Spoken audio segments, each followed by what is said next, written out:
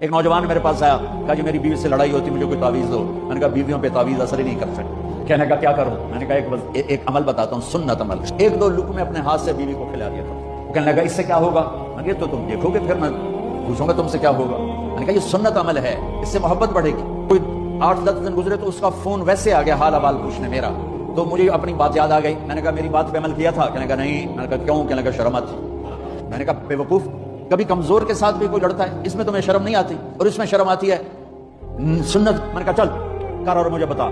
تو 2 گھنٹے بعد اس کا فون آیا، کہا مولانا دوپہر کا کھانا تھا، میں نے اپنی بیوی کے منہ میں لقمہ جو دیا نا تو اس کا منہ وہیں کھلا رہ گیا۔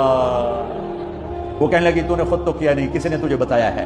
کس نے بتایا؟ تو بتا، تیرے اندر یہ ظرف نہیں ہے، تمہیں یہ سبق کس نے پڑھایا ہے؟ اس نے کہا مجھے یہ سبق مولوی طارق جمیل نے پڑھایا۔ تو کہنے لگا میری بیوی نے ایسے اپنی جھولی اٹھا لی اور کہا مولوی طارق جمیل اللہ اس کے بچوں کو سلامت رکھے جس نے تمہیں انسان بنایا۔